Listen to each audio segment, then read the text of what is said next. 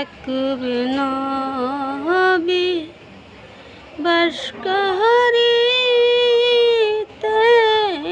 কিনালে সবচেয়ে ভালোবাসতেন ইসুফকে। এক নবী বাস করিতেন কিনালে সবচেয়ে